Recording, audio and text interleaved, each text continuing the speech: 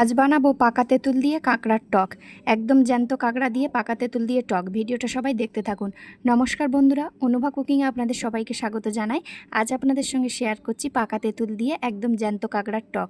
আগের ভিডিওতে আপনাদেরকে জানিয়েছি যে আমাদের এখানে ফিশারি এলাকা, তাই এখানে সমস্ত জিনিস জ্যান্তই পাওয়া যায়। বাগদা চিংড়ি থেকে শুরু করে কাঁকড়া থেকে শুরু করে যে কোনো মাছ থেকে শুরু করে সব কিছুই। দেখুন, কাঁকড়াটা আমি কেটে ধুয়ে পরিষ্কার করে নিয়েছি। কাঁকড়াগুলো আমি ছোট ছোট করে পিস করে কেটে নিয়েছি। এবার এটা চাপা দিয়ে রেখে দেবো। এখানে একটা কাঁচের পাত্রে আমি গরম জল দিয়ে খানিকটা পাকা তেঁতুল আগের থেকেই ভিজিয়ে দিয়েছি, কারণ পাকা তেঁতুলটা না ভেজালে এর লোদটা ভালোভাবে বের করা যায় না। ওটা ভেজানো থাকুক। এবার উনুন ধরিয়ে কড়াটা বসিয়ে দিলাম কাঁকড়াটা ভাজার জন্য।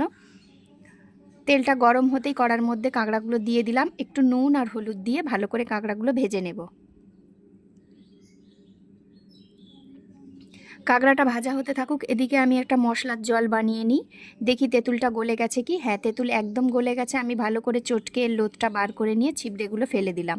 এবার এর মধ্যে গুঁড়ো মশলাগুলো একে একে দিয়ে দিচ্ছি হলুদ গুঁড়ো, আর 1 চামচ লঙ্কার গুঁড়ো, জিরে গুঁড়ো, আর দিয়ে দিচ্ছি পরিমাণ মতো নুন।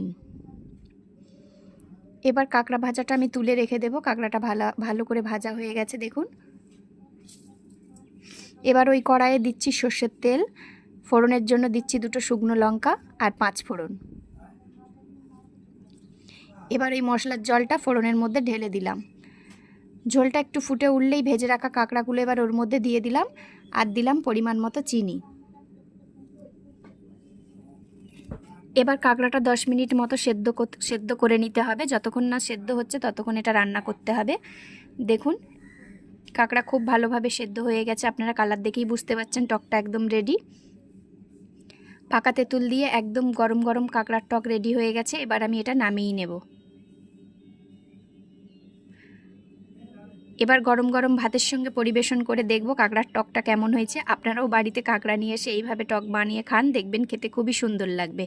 আপনারা চাইলে মিষ্টি নাও ব্যবহার করতে পারেন, কিন্তু একটু মিষ্টি দিলে খেতে খুবই ভালো হয়, কারণ খুব টকটা খেতে আবার ভালো লাগে না। আবার অনেকে খুব টকটাই পছন্দ করেন, তারা সেইভাবেই বানাবেন। আর আমার রান্না কেমন লাগছে আপনারা কমেন্টে জানাবেন।